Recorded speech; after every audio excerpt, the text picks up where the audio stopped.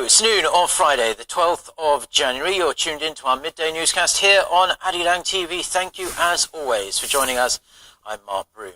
Our top story this afternoon, the leaders of South Korea and China have positively assessed the recent uptick in inter-Korean relations. Speaking over the phone on Thursday, Chinese President Xi Jinping welcomed the progress and backed efforts by the two Koreas to improve their ties. Our Blue House correspondent, Hwang Ho-jun, starts us off.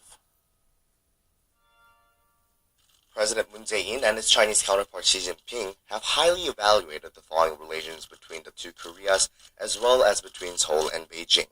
According to a written statement released by the top office following their telephone talks on Thursday, President Moon explained in detail to President Xi the results of the recent high-level inter-Korean talks and expressed his gratitude for Beijing's support. President Xi welcomed the improvement in Seoul-Pyongyang relations and said he actively supports President Moon and the efforts of his administration.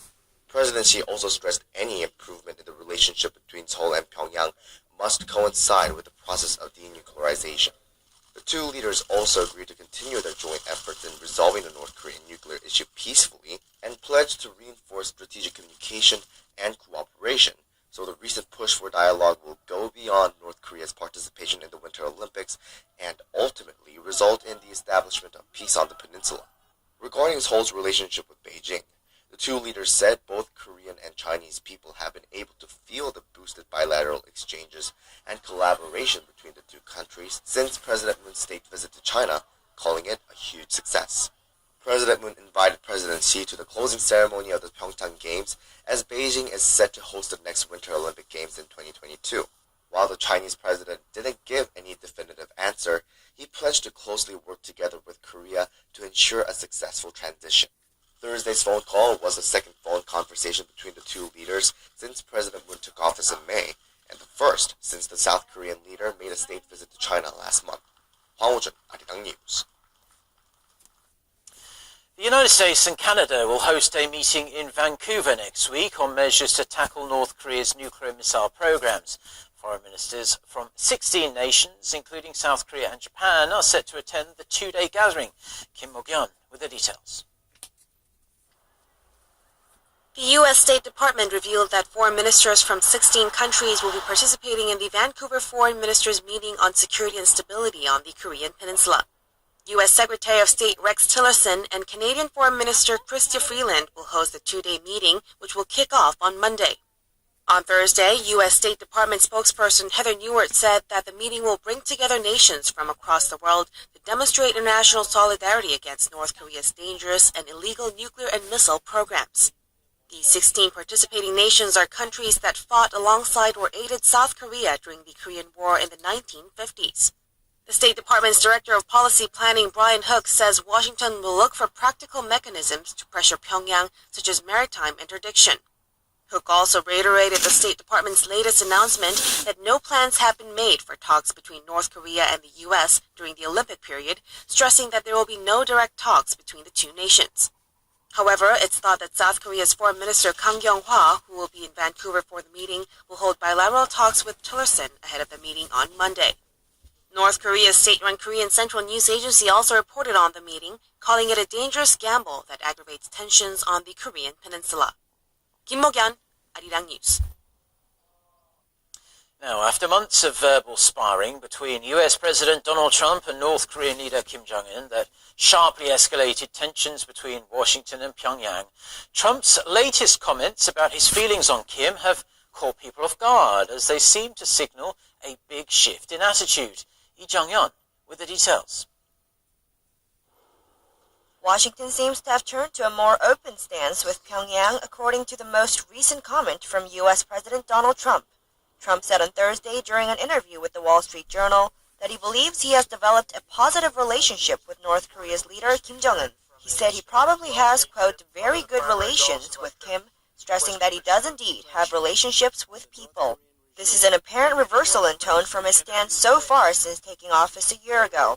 Just last summer, he threatened fire and fury if Pyongyang were to pose any sort of threat to the U.S. He's also called Kim by several names, such as Little Rocket Man and Maniac.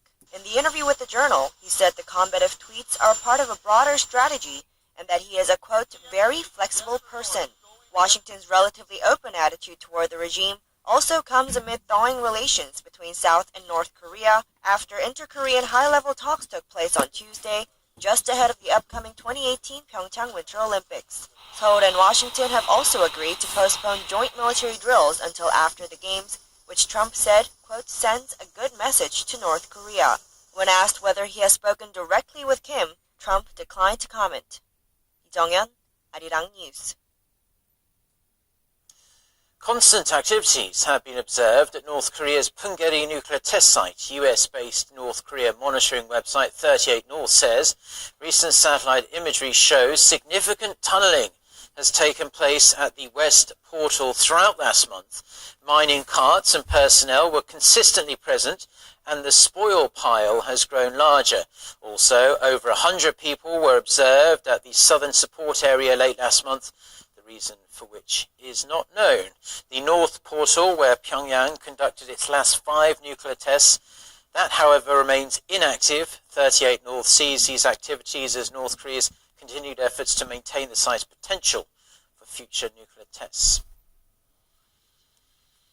Japanese Prime Minister Shinzo Abe has strongly rejected South Korea's stance on the two countries' 2015 wartime sex slavery deal. According to Tokyo's Kyodo News Agency on Friday, Abe told reporters that the deal is a government-to-government agreement and Seoul's latest stance on the accord can never be accepted. He said South Korea must faithfully carry out the agreement. Abe's remarks follow Seoul's declaration earlier this week that the controversial deal was seriously flawed and did not resolve the issue of Japan's sexual enslavement of Korean women before and during World War II.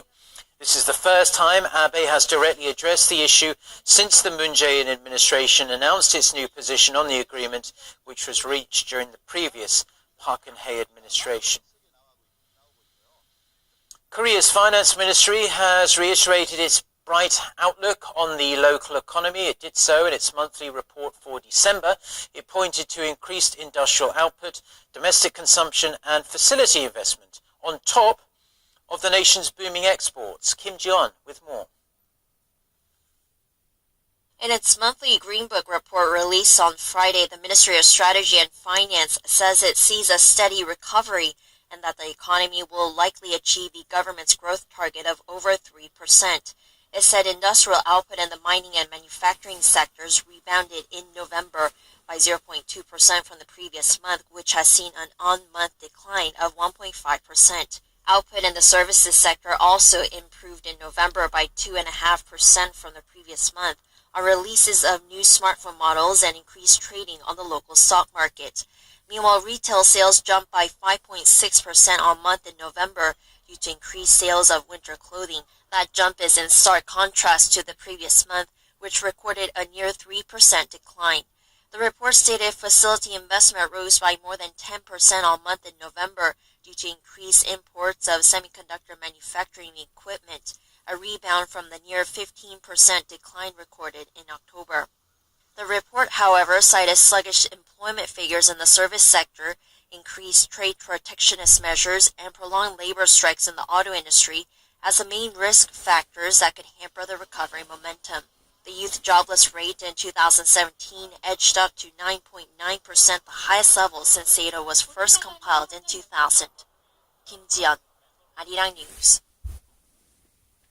Now, there are some very conflicting stances on ways to curb Korea's overheating virtual currency market, even within the government itself. The Justice Minister on Thursday raised the possibility of shutting down all cryptocurrency exchanges in the country, sending investors into a panic. The prices of Bitcoin and other cryptocurrencies went into a tailspin, only stabilizing a touch when the Presidential Office of Cheongwade confirmed that no final decision has been made on the matter. Park Jong-hong reports. The resounding message was that virtual currency trading was starting to look like gambling and speculation. In a New Year's press meeting on Thursday, Justice Minister Park Sang-gi said his ministry is preparing legislation that would basically ban any transactions based on a virtual currency through the trading floor. This, in effect, means local cryptocurrency exchanges would be shut down. We are even aiming to shut down the exchanges. At this juncture, the trading of cryptocurrency resembles speculation and gambling. His remarks are in line with the government's stern stance in tackling the irrational cryptocurrency market in Korea, often dubbed the kimchi premium, a reference to prices that are much higher than the international norm. Minister Park dismissed views that such tough measures amount to government market intervention, pointing to the United States and Japan, which have been limiting transactions in their own ways. He said it would be devastating if the bubble burst, and warned of the social repercussions that will result from tremendous financial losses. The announcement caused the local price of Bitcoin to plunge by around 20%. At around 3 p.m. on Thursday, Bitcoin traded at a little over 17 million won, or roughly $16,000, later climbing back to the 20 million won level. The minister's surprise announcement sparked an online petition objecting the proposed plan. More than 55,000 Koreans rushed to join a petition demanding the presidential office halt the crackdown, crashing the Cheongwade website temporarily. The presidential office then moved to ease jitters, saying no final decision has been made. Yoon Young-chan, chief press secretary to President Moon Jae-in, said in a statement that no decision has been reached and it will only be finalized through discussions and a coordination process with each government ministry. Park Jong-hong, Arirang News.